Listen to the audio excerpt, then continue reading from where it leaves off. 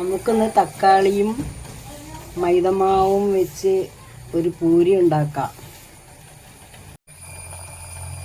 ആദ്യം തക്കാളി ഒന്ന് വേവിച്ചെടുക്കണം.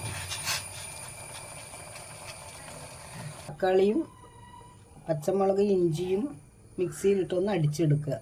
അതിലേക്ക് ഈ തക്കാളി നീര് ഒഴിച്ച് പതുക്കെ കുഴച്ചെടുക്കുക. കുറച്ച് ഉപ്പ് ചേർക്കുക.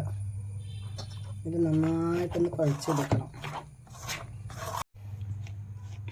ഈ തക്കാളി അടിച്ചു വെച്ചത് അരിപ്പ വെച്ച് പൊടിയിലേക്ക് അരിച്ചൊഴിക്കുകയാണ്.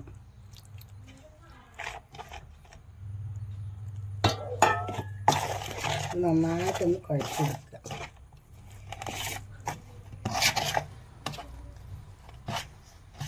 വെച്ച് റെഡിയാക്കി വെച്ചിട്ടുണ്ട്. അടുപ്പത്തേക്ക് തിളക്കട്ടെ. തിളച്ച എണ്ണയിലേക്ക് പൂരികൾ ഓരോന്നായി